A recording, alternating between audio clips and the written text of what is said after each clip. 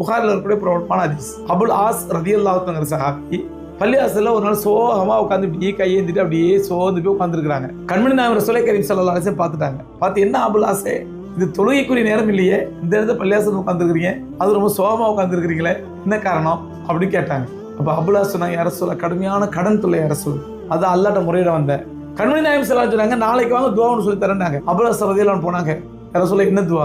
கண்மணி நாயகம் ஸல்லல்லாஹு அலைஹி வஸல்லம் மிக பிரபலமான துஆ சொல்லி கொடுத்தாங்க. அல்லாஹும்ம இன்னி அஊது பிக்க மினல் ஹம்மி வல் ஹுஸ்ன் வ அஊது பிக்க மினல் அஜ்ஸி வல் கஸல் வ அஊது பிக்க மினல் புக்லி வல் ஜுபன் வ அஊது பிக்க மின் கலபத்தி தைனி வ கஹரி ரிஜால்.